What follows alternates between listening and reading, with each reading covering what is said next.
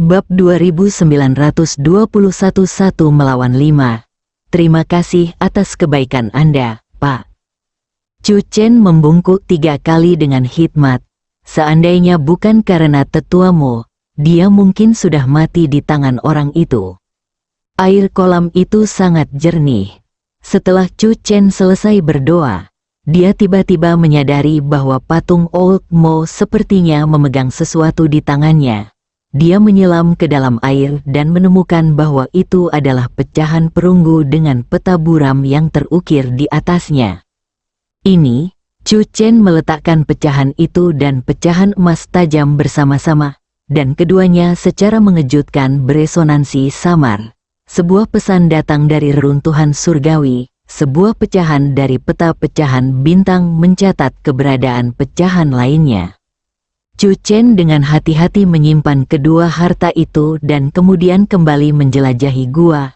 Selain beberapa ramuan spiritual langka, barang paling berharga adalah lempengan susunan perunggu yang ditinggalkan oleh tetuamu. Susunan ini tidak hanya membantu dalam kultivasi tetapi juga mencatat sebagian dari warisan pavilion meteor surgawi. Sudah waktunya untuk pergi. Chu Chen menatap patung tetua Mo untuk terakhir kalinya, lalu berbalik dan menuju pintu keluar.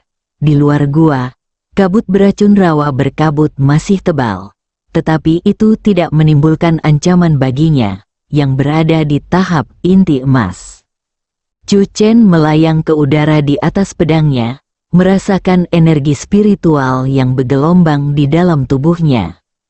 Biasanya dibutuhkan waktu puluhan tahun atau bahkan berabad-abad bagi seorang kultivator untuk naik dari tahap pembentukan fondasi ke tahap pertengahan inti emas, tetapi dia hanya membutuhkan waktu 3 hari. Perasaan ini luar biasa, seperti diluncurkan ke angkasa dengan roket. Jika memungkinkan, dia berharap hal itu tidak akan berhenti. Sayangnya, dia hanya bisa memimpikannya hal-hal seperti itu. Saudari Liu, aku pasti akan menghidupkanmu kembali. Chu Chen mengepalkan tinjunya, serpihan logam tajam itu sedikit menghangatkan telapak tangannya. Dan Song Yan, begitu aku menemukan jalan kembali. Di kejauhan, sekelompok titik hitam mendekat dengan cepat di cakrawala. Chu Chen menyipitkan matanya dan melihat bahwa itu adalah 5 elang hitam raksasa dengan rentang sayap setidaknya 3 zang, sekitar 10 meter, masing-masing dengan seorang kultivator berjubah hitam bertengger di punggungnya. Para pengejar sekte Xuan Yin datang lagi. Itu adalah hantu yang masih bergentayangan. Chu Chen mencibir, tidak hanya tidak melarikan diri tetapi malah maju menyerang. Setelah baru saja menembus batas, dia membutuhkan pengalaman tempur nyata untuk memperkuat ranahnya. Ki pedang Azureneter terkondensasi di ujung jarinya. Kali ini, cahaya pedang berputar dengan lingkaran cahaya keemasan yang unik dari pecahan logam tajam tersebut. Pemimpin para pria berjubah hitam itu berteriak, "Serahkan pecahan emas tajam itu, dan aku akan mengampuni nyawamu." Balasan Chu Chen adalah busur pedang emas yang menembus langit. Pertempuran berlanjut, tetapi kali ini, peran pemburu dan mangsa telah berbalik. 5 elang raksasa berbulu hitam membentangkan sayap mereka, menutupi langit, membentuk 5 garis lurus di bawah langit merah darah. Para kultivator berjubah hitam di punggung elang secara bersamaan membentuk segel tangan, melepaskan 5 garis cahaya gelap, seperti ular berbisa, ke arah Chu Chen dari berbagai sudut. Waktu yang tepat, Chu Chen tidak menghindar atau mengelak, tangan kanannya mengepalkan tinju, pecahan logam tajam itu sedikit bergetar di dalam dantiannya, dan kekuatan spiritual elemen logam yang bergelombang langsung mengalir ke ujung jarinya. Energi pedang yang semula berwarna biru langit kini berkilau dengan kilau metalik, membentuk 5 busur emas di udara. Dong dong dong dong, bunyi dentingan keras logam yang berbenturan dengan batu terdengar. dan kelima garis cahaya gelap itu terbelah menjadi dua. Ekspresi para kultivator berjubah hitam berubah drastis, dan mereka buru-buru mengendalikan elang hitam mereka untuk mengangkat diri. Mereka jelas tidak menyangka bahwa kultivator tingkat pendirian fondasi, yang konon dikejar dan dipaksa melarikan diri dalam keadaan menyedihkan hanya 3 hari yang lalu, kini dapat dengan mudah menetralisir serangan gabungan dari 5 orang. Jelas bahwa lelaki tua berjubah ungu itu tidak menyampaikan pesan tersebut kepada mereka setelah ia melarikan diri. Bentuk barisan, pemimpin kelompok kultivator itu berteriak tajam, dan kelima kultivator itu dengan cepat mengubah posisi. Elang hitam itu mengeluarkan jeritan melengking, menyebarkan bulu-bulu hitam yang tak terhitung jumlahnya saat mengepakkan sayapnya. Bulu-bulu itu melayang dengan aneh di udara, dan dalam sekejap mata, mereka membentuk jaring raksasa yang meliputi area seluas ratusan kaki. Pupil mata Chu Chen sedikit menyempit. Jaring hitam ini memberinya perasaan yang sangat berbahaya, seolah-olah bahkan dapat mengikis indera ilahi. Dia mencoba melepaskan aura pedang, tetapi cahaya pedang emas itu sepenuhnya ditelan saat mengenai jaring hitam tersebut. Jaring pemakan jiwa milik Sekte Xuan Yin. Chu Chen teringat informasi yang ditinggalkan oleh Tetua Mo, senjata sihir ganas yang dirancang khusus untuk melawan kultivator inti emas. Sekarang kau takut, ejek kultivator terkemuka itu. Aku akan memberimu satu kesempatan terakhir. Serahkan pecahan logam tajam itu, dan aku akan meninggalkanmu dengan mayat utuh. Bibir Chu Chen sedikit melengkung, dan dia tiba-tiba menarik pedang terbangnya, menukik ke bawah seperti meteorit. Para kultivator berjubah hitam terkejut, lalu mengaktifkan jaring hitam mereka untuk mengejar. Angin berdesir di telinganya, dan jubah Chu Chen berkibar tertiup angin. Dia menatap tanah yang semakin dekat hingga dia bisa melihat tekstur kayu mati yang membusuk di rawa, lalu tiba-tiba berguling. Kilatan, relik suci di antara alis Chu Chen memancarkan cahaya yang menyilaukan, dan sosok Chu Chen yang jatuh menghilang seketika. Jaring hitam itu, yang tidak mampu menahan momentumnya, menghantam rawa dengan keras, mengikis lubang yang dalam di tanah berlumpur dalam radius 30 kaki. Kelima elang hitam itu tiba-tiba mengeluarkan teriakan ketakutan. Sebelum para kultivator berjubah hitam sempat bereaksi, sesosok emas telah muncul di punggung elang hitam terakhir. Yang pertama, suara Chu Chen bagaikan bisikan kematian. Dia mengarahkan tangan kanannya seperti pedang, dan kekuatan logam yang tajam itu terkondensasi menjadi cahaya keemasan selebar 3 inci di ujung jarinya, yang dengan lembut dia sentuhkan ke punggung kultivator itu. Engah, cahaya keemasan menembus tubuhnya, menembus aura pelindung kultivator itu semudah kertas tipis. Dia menatap ke bawah dengan tak percaya pada darah yang mengalir di dadanya, dan tubuhnya perlahan merosot dari punggung elang. Saudara kelima, keempat lainnya sangat marah dan buru-buru berusaha menjauhkan diri dari elang hitam itu. Namun Chu Chen mengikuti dari dekat, menggunakan langkah 7 bintang untuk muncul tepat di punggung elang hitam lainnya dengan setiap kilatan cahaya. Yang kedua, seberkas cahaya pedang emas melesat, dan seorang kultivator lainnya roboh sambil memegang tenggorokannya. Elang hitamnya lepas kendali dan menabrak rekannya, menyebabkan kekacauan.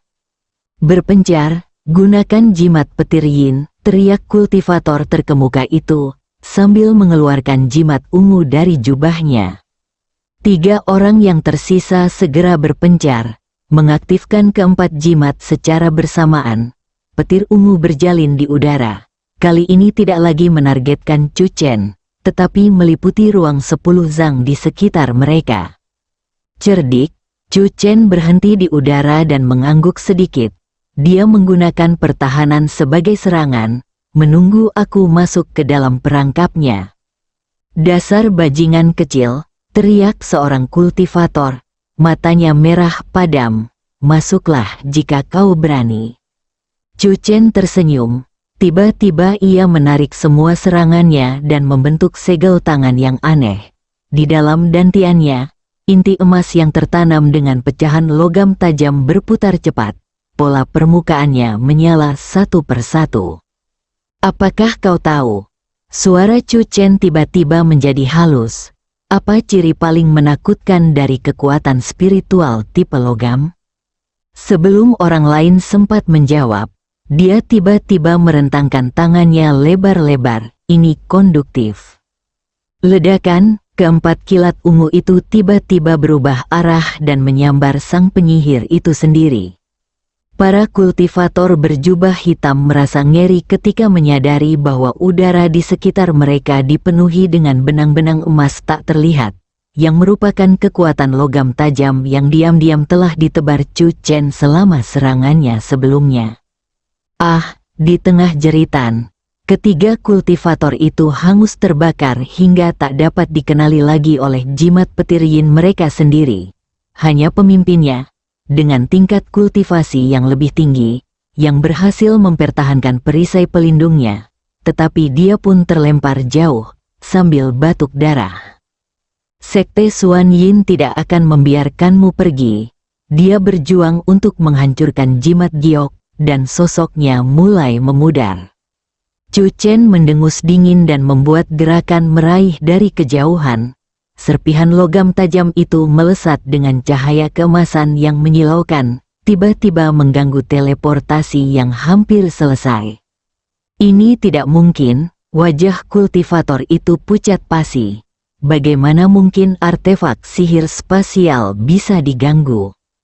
Bab 2922 Sekte Pedang Kuno, ini bukan campur tangan, kata Chu Chen perlahan sambil mendekat. Ini pemutusan hubungan. Dia menjentikkan jarinya, dan seutas benang emas menyapu pinggang kultivator itu. Tali pengikat tas penyimpanan itu putus tanpa suara, jatuh ke tangan Chu Chen. Kembali dan beritahu pemimpinmu, Chu Chen menatapnya. Jika kau berani menginginkan pecahan bintang lagi, lain kali bukan tali yang akan putus. Wajah kultivator itu memucat pasi saat ia buru-buru melarikan diri dengan elang hitamnya yang terluka. Chu Chen tidak mengejar, melainkan mendarat di pohon layu untuk memeriksa tas penyimpanan yang baru saja ia rebut. Metode pembuatan jimat petir yin, peta sekte dalam sekte Xuan Yin. Mata Chu Chen berbinar, dan ini juga. Dia mengeluarkan selembar kertas giok hitam dan menyelidikinya dengan indera ilahinya, menemukan bahwa itu adalah fragmen dari buku panduan, Yin Sagong, Sekte Xuan Yin. Meskipun tekniknya licik, metode penggunaan indera ilahinya cukup unik. Ini sangat menutupi kelemahan saya dalam serangan mental. Chu Chen dengan puas menyimpan rampasannya dan mengalihkan pandangannya ke arah barat laut. Menurut peta pada pecahan perunggu itu, pecahan bintang berikutnya seharusnya berada di sana, di dalam wilayah sebuah kekuatan yang disebut Sekte Pedang Kuno. Tepat ketika dia bersiap untuk berangkat, sebuah gerakan aneh tiba-tiba datang dari reruntuhan Dewa Surgawi di antara alisnya. Chu Chen melihat ke dalam dan menemukan bahwa sosok samar berupa cahaya dan bayangan telah muncul di ruang reruntuhan pada suatu titik, dan dia samar-samar dapat mengenali bahwa itu adalah bentuk manusia. Ini, jiwa sisa tetuamu. Chu Chen mencoba berkomunikasi, tetapi tidak menerima respons. Cahaya dan bayangan itu hanya melayang tanpa suara, sesekali berkedip. Setelah berpikir sejenak, Chu Chen memutuskan untuk mencari tempat yang aman untuk beristirahat. Meskipun pertempuran dengan Sekte Xuan Yin merupakan kemenangan telak, pertempuran itu juga telah menghabiskan hampir setengah dari energi spiritualnya. Yang lebih penting lagi, dia membutuhkan waktu untuk mencerna dunia yang baru saja dia masuki dan kemampuan baru yang telah dia peroleh. 100 mil jauhnya terbentang sebuah kota kuno yang terbengkalai, yang dikunjungi Chu Chen dengan pedang. Di sepanjang jalan, dia mencoba menghubungi reruntuhan surgawi. Apakah kau tahu tentang cahaya dan bayangan tetuamu? Reruntuhan itu merespons secara terputus-putus, jiwa yang tersisa, bersimbiosis dengan urat-urat spiritual, membutuhkan nutrisi. Chu Chen tampak berpikir, sepertinya tetuamu belum sepenuhnya menghilang, tetapi masih ada di reruntuhan dewa surgawi dalam wujud khusus. Mungkin ketika kekuatannya sudah cukup, dia bisa menemukan cara untuk membantunya pulih. Kota kuno itu terpelihara lebih baik dari yang diperkirakan. Meskipun tembok kota yang tinggi tampak berbintik-bintik, struktur dasarnya tetap utuh. Chu Chen menemukan sebuah sumur kuno di alun-alun pusat. Air sumur itu jernih sekali dan memancarkan aura spiritual yang samar. Mari kita lakukan di sini. Dia membuat beberapa formasi peringatan di sekitar sumur, lalu duduk bersila. Energi spiritual dari alam inti emas tingkat menengah mengalir melalui meridiannya, beberapa kali lebih melimpah dan lebih murni kualitasnya daripada energi dari tahap pendirian fondasi. Chu Chen mengeluarkan lempengan susunan perunggu dan meletakkannya di depannya. Harta karun ini tidak hanya membantu dalam kultivasi tetapi juga berisi metode pemurnian senjata dari pavilion meteor surgawi. Mengikuti metode yang tercatat di dalamnya, dia menempatkan pecahan logam tajam di tengah lempengan susunan dan memulai pemurnian formal pertamanya. Tertawa, api keemasan membubung dari lempengan susunan, dengan serpihan logam tajam melayang di dalamnya. Pola permukaannya secara bertahap menjadi lebih jelas. Chu Chen menggigit lidahnya, meludahkan seteguk sari darah. Saat tetesan darah itu menyentuh api keemasan, ia berubah menjadi kabut merah tua, menyelimuti serpihan-serpihan tersebut. Terjalin hubungan aneh antara Chu Chen dan pecahan-pecahan tersebut. Dia melihat struktur internal fragmen tersebut, kristal emas yang tak terhitung jumlahnya tersusun secara rumit, dengan ruang kecil di intinya yang berisi bola cahaya emas yang tertidur. Ini, sebuah pecahan roh. Chu Chen mencoba menyentuhnya.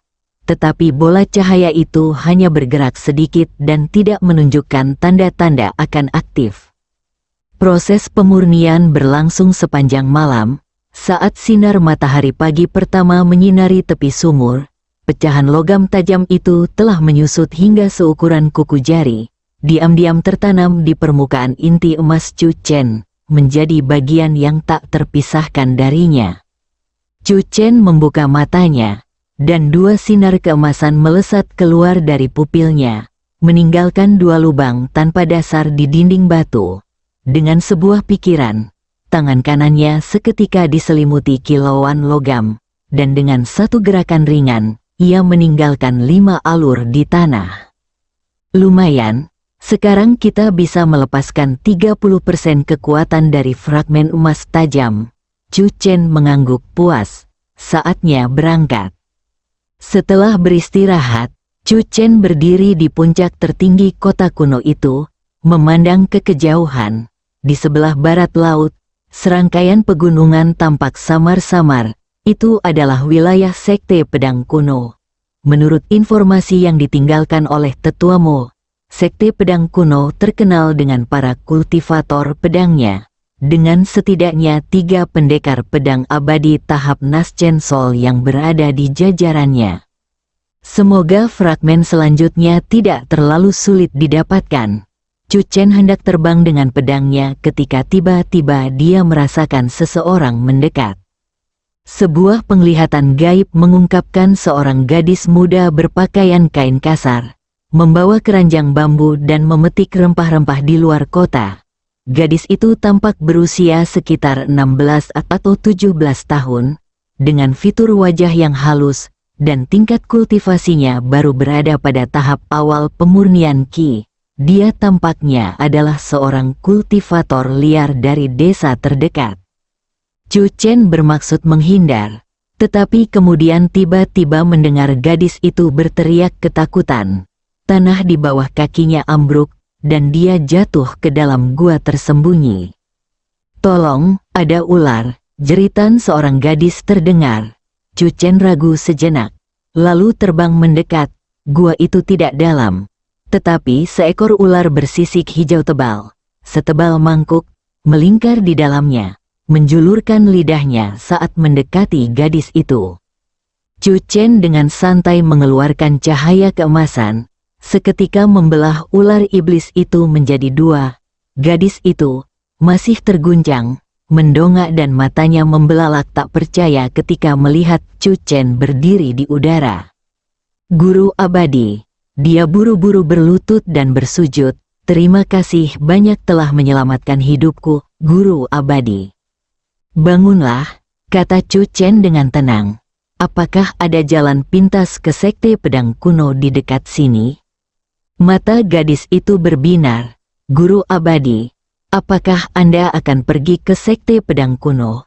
Sungguh kebetulan, saudara laki-laki saya adalah murid luar sekte pedang kuno. Saya bisa mengantar Anda ke kota Kingxi di kaki gunung. Ada perahu terbang penyambutan di sana pada hari pertama setiap bulan." Chu Chen mengangguk sedikit. Memiliki pemandu memang akan menghemat banyak masalah. Dan lagi pula, tingkat kultivasi gadis ini rendah, sehingga tidak menimbulkan ancaman baginya. "Silakan duluan." Dia melemparkan jimat kepada gadis itu. "Ini akan melindungimu." Gadis itu dengan senang hati menerima jimat itu dan dengan hati-hati menyelipkannya ke dadanya. Ia tidak menyadari bahwa tindakan yang tampaknya biasa saja ini akan menjerumuskannya ke dalam badai yang akan menyapu seluruh alam Suantian. Nama gadis itu adalah Aking, dan dia adalah putri pemilik apotek di kota Kingxi. Dia berjalan tanpa alas kaki di jalan setapak pegunungan. Langkahnya seringan rusa di hutan, sesekali menoleh ke belakang untuk memastikan Chu Chen masih mengikutinya. "Tuan abadi, begitu Anda melewati punggung gunung di depan sana, Anda akan melihat kota Kingxi." Aking menunjuk ke kejauhan. Lonceng perak di pergelangan tangannya bergemerincing. "Hari ini adalah hari pertama bulan ini. Pesawat terbang penunjuk arah akan tiba tengah hari." Chu Chen mengangguk sedikit. Ia sengaja memperlambat langkahnya, menjaga jarak 3 zang dari gadis itu. Posisi ini memungkinkannya untuk melindunginya kapan saja tanpa membuatnya merasa tertekan. "Apakah kamu sering mendaki gunung sendirian untuk mengumpulkan ramuan?" tanya Chu Chen dengan santai. King menyingkirkan tanaman rambat yang menghalangi jalannya. Suaranya jernih dan tegas. "Ya, aku sudah menjelajahi setiap inci wilayah pegunungan ini dalam radius 50 mil. Seandainya bukan karena sarang ular yang kutemui hari ini." Dia tiba-tiba merendahkan suaranya. Sebenarnya, tidak ada ular di tempat itu biasanya. Sepertinya seseorang sengaja melakukannya. Sebelum dia selesai berbicara, Chu Chen tiba-tiba mengangkat tangannya. Cahaya keemasan melesat melewati telinga Aking, menancapkan sosok gelap yang melesat keluar dari semak-semak di belakangnya ke sebuah pohon, bersambung.